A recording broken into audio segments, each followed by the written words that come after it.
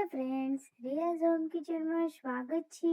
આજે તૈયાર કરીશું ચૂરમાના લાડવા। એકદમ ઈઝી રીતે રેસીપી છે, તો મારી ચેનલને લાઈક કરી આપો, ફ્રેન્ડ્સ ફેમિલીને શેર કરી આપો અને ચેનલને સબસ્ક્રાઇબ નથી કરી તો પ્લીઝ મારી ચેનલને સબસ્ક્રાઇબ કરી આપો, જેથી વિડીયોની નોટિફિકેશન છે તે બધાને મળતી રહે।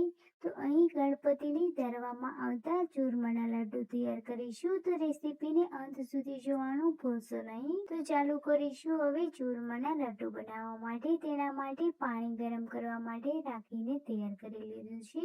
ત્યારબાદ ભાખરીનો લોટ લીધો છે દરદરો, તેમાં આવે 2 સ્પૂન જેટલું તેલ ઉમેરીને સરસ રીતે મિક્સ કરી લઈશું।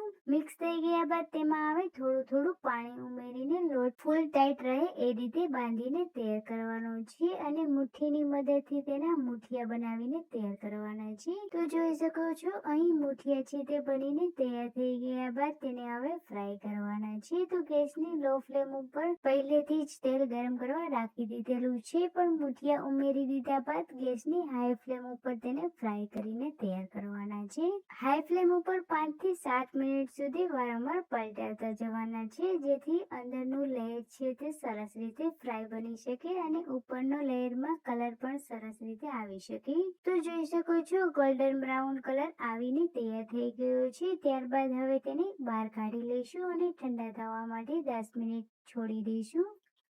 10 મિનિટ બાદ તેનો હવે ભૂકો તૈયાર કરી લઈશું અને ત્યારબાદ તેને મિક્સર જારમાં ઉમેરીને એકદમ સરસ દરદરો રહે એ રીતે પાવડર બનીને તૈયાર કરવાનો છે।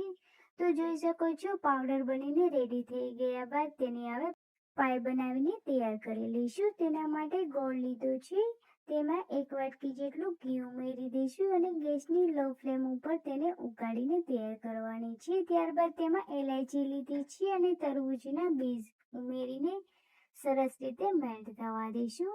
તો ગોળ છે તે સરસ રીતે મેલ્ટ થઈ ગયા બાદ તેમાં લાડવાનો ભૂકો છે તે ઉમેરી દઈશું અને સરસ રીતે મિક્સ કરી લઈશું। તો જોઈ શકો છો અહીં ગણપતિને ધરાવવામાં આવતા લાડુ બનીને તૈયાર થઈ ગયા છે। એકદમ ઈઝી રીતે ફ્રેન્ડ્સ, તમને રેસીપી ચોક્કસથી પસંદ આવી હશે। ત્યારબાદ હવે તેને લાડવાનું બીબું લીધું છે અને તેને ચમચીની મદદથી પ્રેસ કરીને લાડુ તૈયાર કરી લઈશું। તો જોઈ શકો છો એકદમ ઈઝી અને સ્વીટથી બનેલા લડ્ડુ બનીને તૈયાર થઈ ગયા છે। ફ્રેન્ડ્સ, રેસીપી કેવી લાગી છે તે મને જણાવો, સાથે સાથે કમેન્ટ કરો, જેથી વિડીયોની નોટિફિકેશન છે તે જલ્દીથી જલ્દી મોકલી શકું। તો ફ્રેન્ડ્સ, હવે નવી રેસીપી સાથે નવી મુલાકાત કરીશું। તો અહીં લડ્ડુ બનીને તૈયાર થઈ ગયા છે, હવે ફરીથી મળીશું, બાય।